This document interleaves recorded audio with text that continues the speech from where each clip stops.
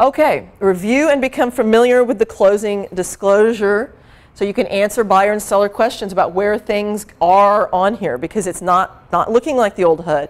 I think it's better than the old HUD. The old HUD, you had to flip back and forth, page to page.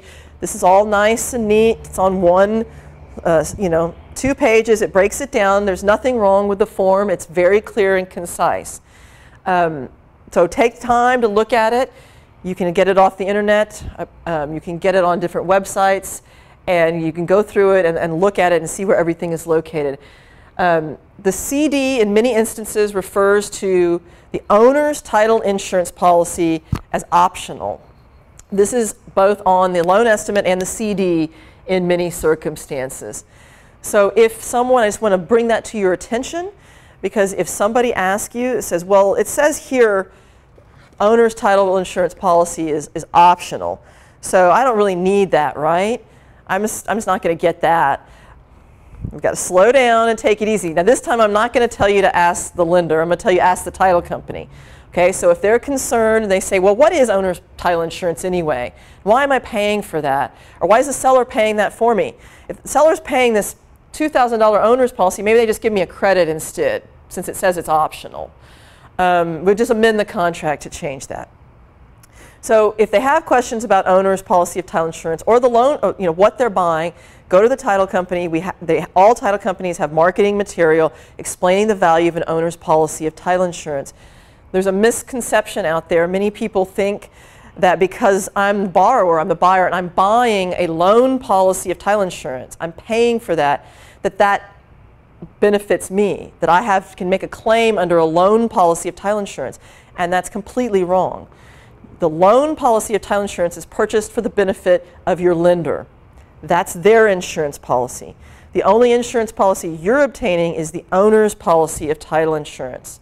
So if you walk away, you buy one for your lender, and one isn't purchased for you, you walk away from that closing with essentially no protection. And the only person you have to look back to is going to be the seller and their warranties of title under the conveyance instrument. So you don't want that either.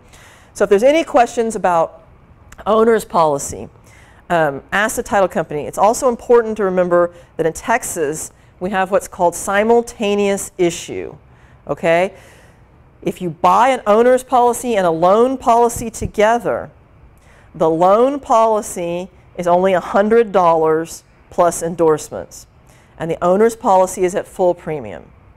So many people see this and they go, oh, an loan policy is only $100. And why the owner's policy is the super expensive one? That's not true, because if you don't buy the owner's policy, the loan policy goes up to full premium.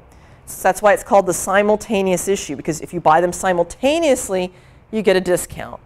If you don't buy one, the other one goes up to full price. So in the state of Texas, it makes 0 sense to not get an owner's policy of title insurance.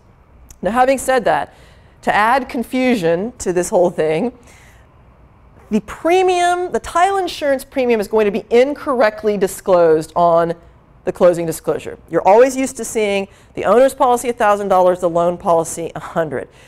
It's not going to show that way on the closing disclosure. Okay?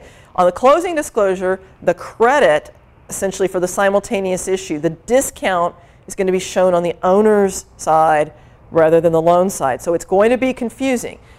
Don't worry, the Texas disclosure will clarify that, which we'll talk about in a minute.